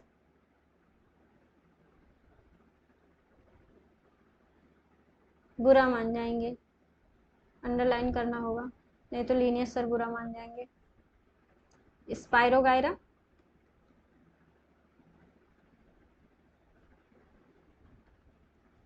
एंड कार्प। तो ये हैं सारे इसके एग्जाम्पल्स। नेक्स्ट देखेंगे फियोफाइसी। फियो, जहाँ पे फियो की बात आती है बच्चों, तो वहाँ पे बात करते हैं हम ब्राउन कलर के बारे में। ठीक है, तो ये है हमारा फियोफाइसी, इसीलिए जो है हम बात कर रहे हैं यहाँ पे ब्राउन एल्गी के बारे में। और ये मेनली कहाँ पाए जाते हैं? मैरीन हैबिटेट्स में।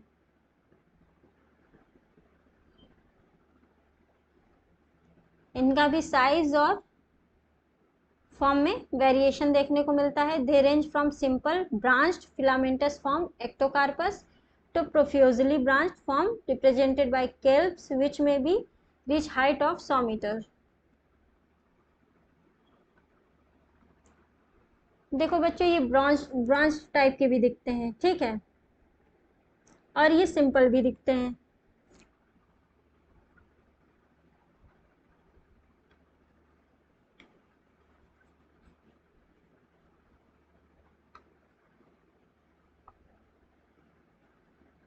फिलामेंटस भी होते हैं। फिलामेंटस का एग्जाम्पल है एक्टोकार्पस,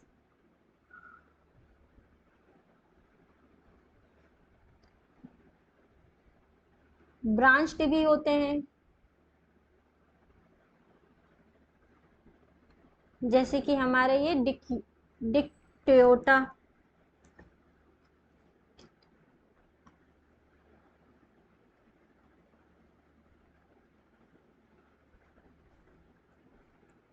और सिंपल भी होते हैं, जैसे कि ये वाला है हमारा लेमिनेरिया।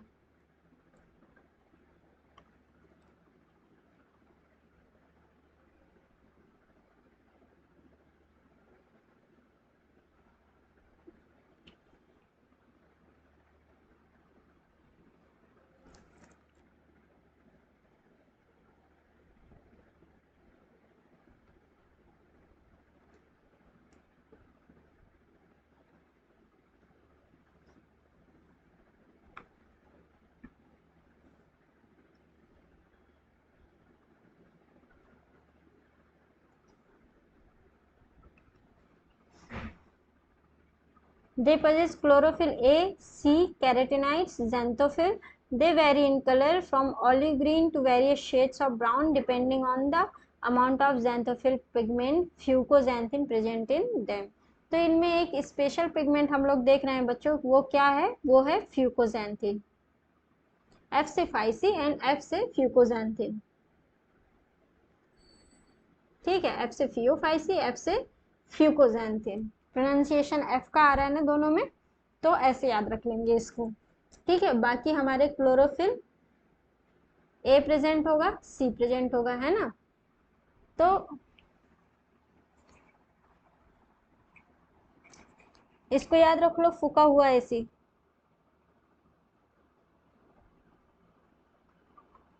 फूका हुआ एसी। और जैंथिन है तो अंडरस्टूड है कि यहाँ पे जैंथोफिल भी प्रेजेंट होगा।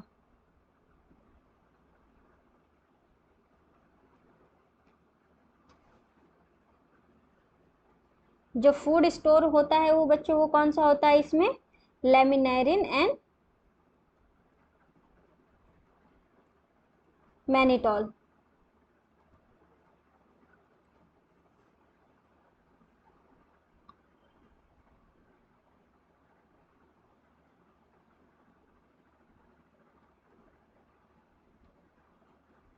फूका हुआ एसी,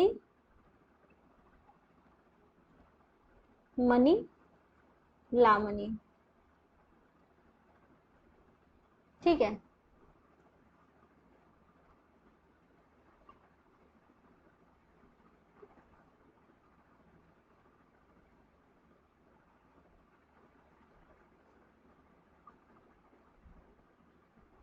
ऐसे याद रख लो और इजी हो जाएगा, मजा आएगा याद करने में। कैसे? एसी फूक गया है,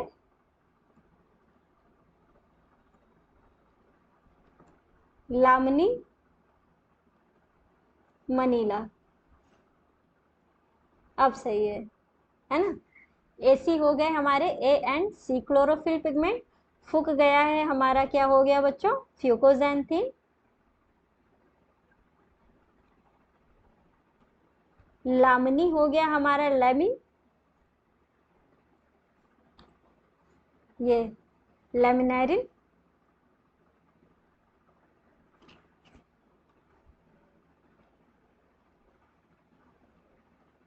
और मनी हो गया हमारा मैनिटॉल। ठीक है, तो एसी फूक गया है लामनी मनीला। तो ये हो गया हमारा एक निमोनिक, अच्छा याद करने के लिए short technique. Vegetative cell have a cellulosic cell wall usually covered in outside by a gelatinous coating of algin। ये हमने अभी देखा था कि जिलेटिनस कोटिंग पाई जाती है ना? एल्गिन प्रेजेंट होता है ब्राउन एल्गी में, और कैराजिन प्रेजेंट होता है हमारा रेड एल्गी में। तो यहाँ पे लिख लेते हैं एल्गिन के बारे में भी।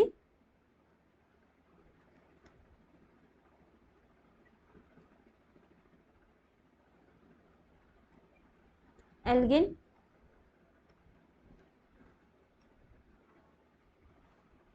the protoplast contains, in addition to plastid, a centrally located vacuole and a nucleus। ठीक है, तो इनका जो प्रोटोप्लास्ट है उसमें प्लास्टिड भी होगा और वैक्यूल भी होगा और साथ ही साथ न्यूक्लियस भी होगा।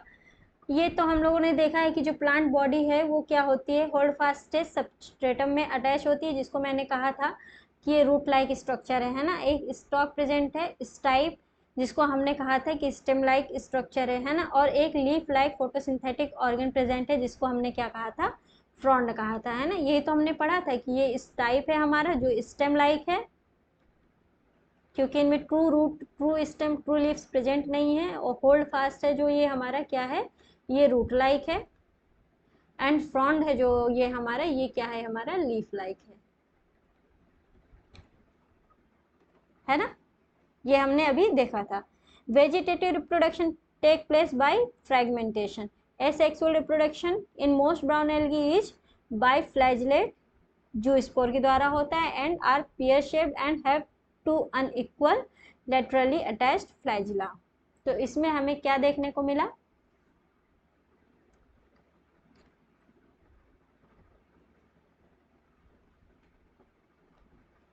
वेजिटेटिव रिप्रोडक्शन कैसा है इसका?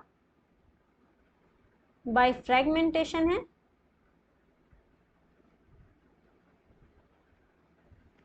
एसेक्सुअल रिप्रोडक्शन जूस्पोर से हो रहा है, जिसके पास दो अनइक्वल फ्लैजिला हैं। और जो सेक्सुअल रिप्रोडक्शन है वो कैसे हो रहा है बच्चों?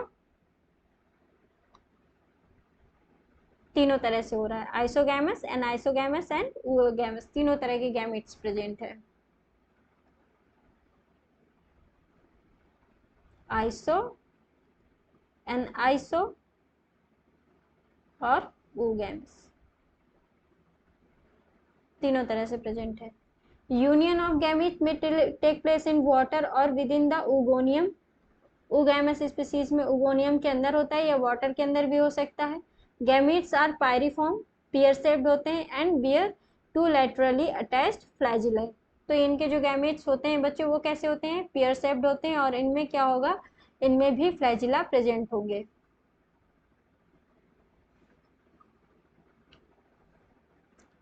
एग्जाम्पल इसका हमने देख ही लिया है, ectocarpus, dictyota, laminaria, sargassum and fucus. तो यहाँ पे ये है लेमिनेरिया, फ्यूकस, डिक्टियोटा। दो और ऐड कर लेते हैं, एक्टोकार्पस, ये हमारा कैसा था बच्चों? फिलामेंटस था। और क्या है? फ्यूकस। और क्या ऐड करना है हमको, यहाँ पे ऐड करना है सर्गासम। सर्गासम याद करो मैंने क्या बताया था, यस, एडिबल, एडिबल एल्गी है ये हमारा। आते हैं रोडोफाइसी की तरफ। इनको क्या कहा जाता है बच्चों, यहाँ पे रोडो नाम में है ना, तो रोडो, आर से रोडो और आर से क्या है, रेड, तो इसमें क्या आ जाएंगे हमारे, रेड एल्गी। ठीक है, आर से रोडो, आर से रेड, रेड एल्गी। क्यों, क्योंकि इनमें जो है रेड पिगमेंट होता है एक फाइकोएरिथ्रिन। जब इरिथ्रिन पिगमेंट कहीं पे आ जाए तो समझ लो कि रेड की बात हो रही है ना। तो यहाँ पे रेड की बात इसलिए हो रही है क्योंकि इनमें फाइको एरिथ्रिन पिगमेंट प्रेजेंट है। तो ये इरिथ्रिन, इरिथ्रिन हमारा आया है इरिथ्रोसाइट से, और इरिथ्रोसाइट्स हमारी क्या है, रेड कलर की है ना, ब्लड सेल्स, रेड, खून का रंग लाल होता है, तो रेड कलर की है ये। तो यहीं से हमारा ये पिगमेंट कैसा है, रेड कलर की लाइट को, सॉरी मैंने क्या बोल दिया, ये हमारे रेड कलर के लिए रिस्पॉन्सिबल होता है।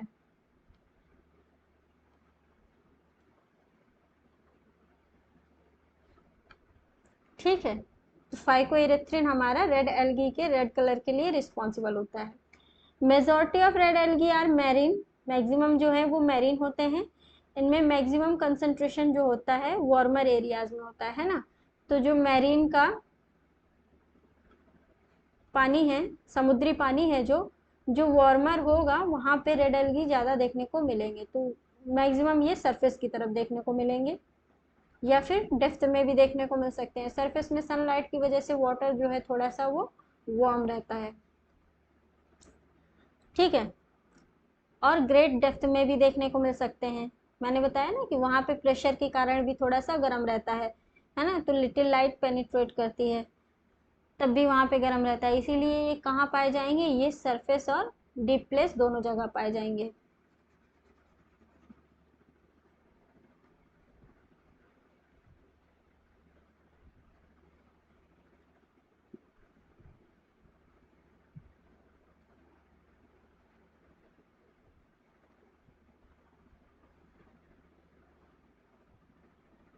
The red thalli or most of the red algae are multicellular. Some of them have complex body organization.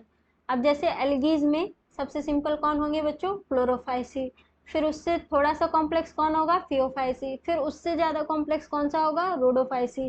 क्योंकि जैसे जैसे हम लोग ऊपर की तरफ बढ़ते हैं ना, तो कॉम्प्लेक्सिटी इंक्रीज होती जाती है। इसी तरह से इन्होंने कहा है कि जो रेड एल्गी हैं ये मल्टी सेलुलर हैं, और इनमें जो है कॉम्प्लेक्स बॉडी का ऑर्गेनाइजेशन देखने को मिलता है। ठीक है, फूड जो है वो कैसे स्टोरेज होता है, फ्लोरिडन स्टार्च के फॉर्म में, है ना, जो एमाइलोपेक्टिन और ग्लाइकोजन की ही तरह होता है। तो यहाँ पे जो फूड है हमारा वो कैसे, किस फॉर्म में है बच्चों, फूड है हमारा फ्लोरिडन स्टार्च।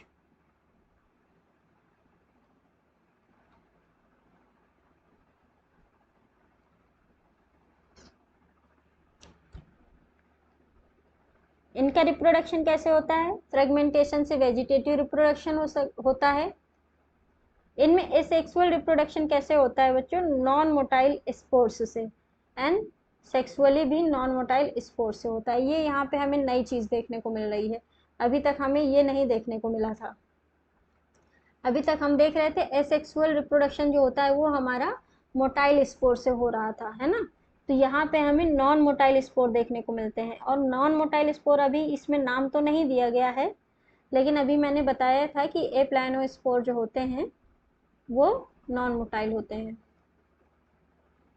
है ना, लेकिन ये नाम नहीं दिया गया है, पर आप ये याद रख सकते हो, यहाँ पे स्पेसिफाई नहीं किया गया है।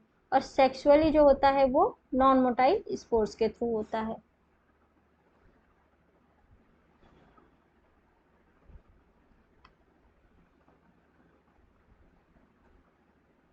यानी कि एनाइसोगैमस या ओगैमस टाइप का हो सकता है।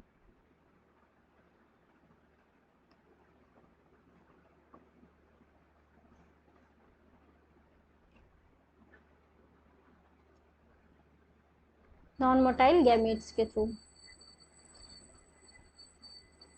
Sexual reproduction is oogamous and accompanied by complex post fertilisation development. ठीक है, तो यहाँ पे जो सेक्सुअल रिप्रोडक्शन है वो कैसा हो रहा है बच्चों, oogamous से। oogamous में क्या था हमारा, एक जो हमारा गैमेट था वो मोटाइल था और स्मॉल था, एक जो हमारा गैमेट था वो नॉन मोटाइल था और बिग था, लार्ज था। तो उस तरह के जो गैमेट्स थे वो हमारे थे oogamous। ठीक है, this common member are Polysiphonia, Porphyra. Porphyra देखो, एक ईडेबल फंजाई हमने फियोफाइसी में देखा, सारगासम। एक ईडेबल फंजाई हम लोग देख रहे हैं पोरफायरा, जो कि हम लोग किस में देख रहे हैं, रेड एल्गी का, है ना। तो हमने क्या याद किया था अभी,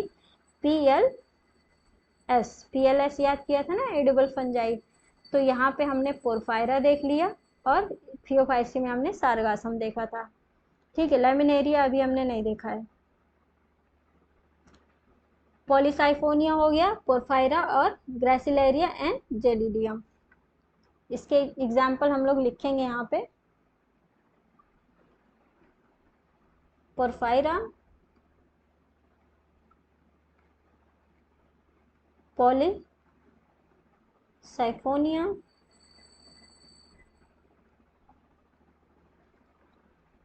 और ग्रेसिलेरिया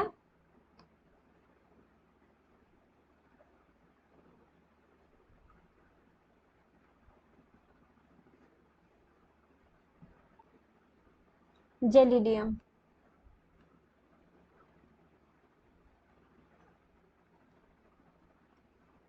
इन दोनों का इकोनॉमिक इम्पोर्टेंस है। ठीक है, ये हमारा ईडेबल फंजाई है, जो ग्रेसिलेरिया और जेलिडियम है ये हमारे इकोनॉमिकल इम्पोर्टेंस होल्ड करते हैं। क्यों, क्योंकि इनसे क्या बनता है बच्चों, इनसे जेली बनती है जो कि यूज्ड होती है आइसक्रीम्स वगैरह में, अगार बनाने में। अगार क्या है बच्चों, अगार एक मीडिया है, न्यूट्रिशनल मीडिया है, जिसमें इसका यूज़ किया जाता है ग्रेसिलेरिया और जेलिडियम से मिलने वाली जेली का, ताकि ये अगार को जो है ना सॉलिड कर दे, जमा दे, है ना। तो इस अगार में क्या किया जाता है, बैक्टीरिया की ग्रोथ करा के उनको देखा जाता है कि कौन से बैक्टीरिया हैं, क्या है। तो ये डिफरेंट डिफरेंट टाइप के अगार्स होते हैं। तो ये कहाँ से ऑब्टेन किए जाते हैं, ये ग्रेसिलेरिया और जेलिडियम से ही ऑब्टेन किए जा रहे हैं। ठीक है, तो ये हमारा रेड एल्गी का इकोनॉमिक इम्पोर्टेंस भी हो गया। ये एक टेबल दी हुई है बच्चों, जिसमें एल्गी के मेन कैरेक्टरिस्टिक्स दिए हुए हैं, इसको याद कर लेंगे। क्लोरोफाइसी में हमने देख लिया ग्रीन एल्गी आते हैं। मेजर पिगमेंट AB थे। जो स्टार्च था फूड मटेरियल, वो कौन सा था बच्चों, स्टार्च था, पायरिनोइड्स स्टार्च। और जो सेल वॉल थी सेलुलोज की थी। इनमें फ्लैजिला कैसे हैं, इक्वल हैं, एपिकल हैं, 2 से 8, है ना। Chlorophyceae equal, Phaeophyceae unequal, Rhodophyceae absent. तो फ्लैजिला के केस में ऐसे याद कर लेंगे,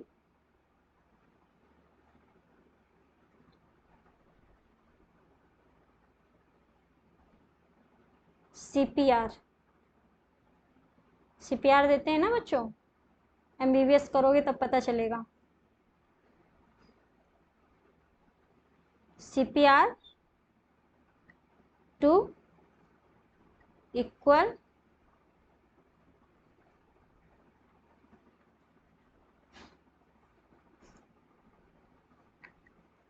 CPR two equal to unequal and absent.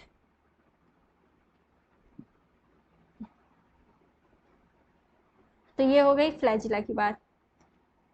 Chlorophyceae green algae, Phaeophyceae brown algae, Rhodophyceae red algae, ये तो पता ही चल गया। क्लोरोफाइसी में कुछ स्पेशल नहीं है, इसमें chlorophyll A and B pigment present है। फियोफाइसी में एक स्पेशल पिगमेंट देखने को मिला जो कि हमारा फ्यूकोजैंथीन, और chlorophyll B is replaced by C। यहाँ पे A पिगमेंट है लेकिन B की जगह C आ चुका है। और जो स्टोर फूड है वो हमने देखा था लामिनी मनीला। तो लेमिनेरिन एंड मैनिटॉल। जो सेल वॉल है उसमें भी सेल्यूलोज है और एल्गिन सब्सटेंस प्रेजेंट है, अनइक्वल है, लेटरल 2 फ्लैजिला है। हैबिटेट इसका fresh water, brackish water, salt water, ये सब। ब्रैकिश वाटर क्या होता है बच्चों, थोड़ा सा देख लेते हैं। ब्रैकिश वाटर वो होता है जो समुद्री वाटर के नज़दीक, जैसे कोई स्टरीज वगैरह होती है ना, नदी का पानी और समुद्र का पानी जहाँ पे मिलता है वहाँ थोड़ा सा कम खारा पानी प्रेजेंट होता है। जैसे मैरीन जो वाटर होता है ना काफ़ी खारा होता है, और नदी का पानी जो होता है वो बिल्कुल खारा नहीं होता है, फ्रेश वाटर होता है। तो जहाँ पे फ्रेश वाटर और मैरीन वाटर मिलते हैं वहाँ के वाटर को कहते हैं ब्रैकिश वाटर। वहाँ पे क्या होता है कि लेस हेलोफिटिक कंडीशन होती है, सॉल्ट का कंसंट्रेशन वहाँ पे काफ़ी कम होता है। ठीक है, तो उसे कहते हैं ब्रैकिश वाटर। सॉल्ट वाटर तो वो हो गया हमारा मैरीन वाटर। ठीक, यानी कि तीनों तीनों का जो हैबिटेट है वो कॉमन है। ये फ्रेश वाटर में भी पाए जाएंगे, ब्रैकिश वाटर में भी, सॉल्ट वाटर में भी, तीनों के तीनों। ठीक है, तो ये हो गया हमारा बच्चों एल्गी तक का प्लांट किंगडम। आगे हम लोग ब्रायोफाइट्स, टेरिडोफाइट्स पढ़ने वाले हैं, फिर हम लोग जिम्नोस्पर्म और एंजियोस्पर्म के बारे में पढ़ेंगे। ठीक, तो आज हम लोगों ने क्या क्या देखा।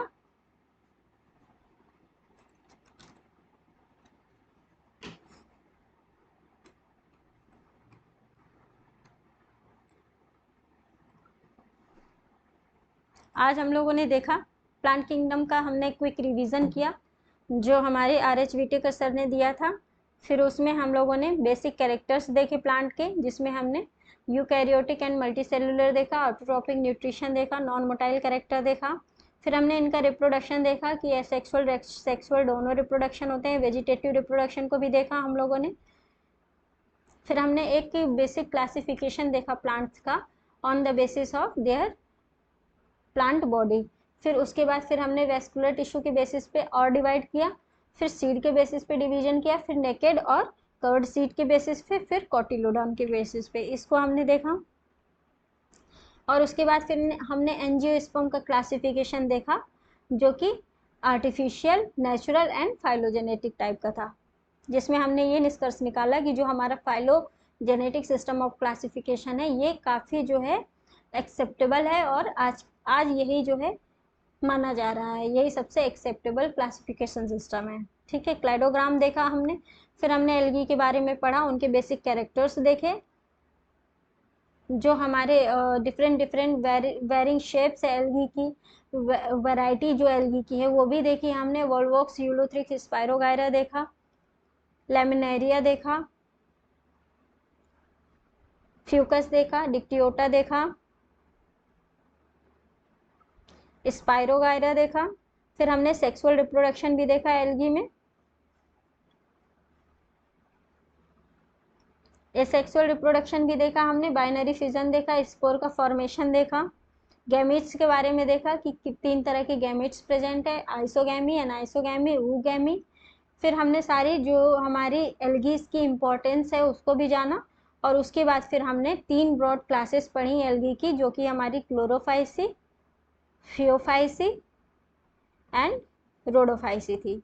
ठीक है बच्चों, तो आपको ये क्लास कैसी लगी मुझे कमेंट सेक्शन में ये ज़रूर बताना, और जहाँ कहीं भी आप लोगों को डाउट हो तो आप लोग कमेंट सेक्शन में पूछ लेना, उसको ज़रूर आंसर करेंगे। ठीक है बच्चों, तो ये था आज का हमारा सेशन। मिलते हैं हम लोग नेक्स्ट वीडियो में, जिसमें हम लोग डिस्कस करेंगे ब्रायोफाइट्स और टेरिडोफाइट्स के बारे में। ठीक है बच्चों, तो वीडियो को लाइक करें, सब्सक्राइब करें चैनल को, और मिलते हैं फिर। तब तक के लिए टेक केयर, बाय बाय।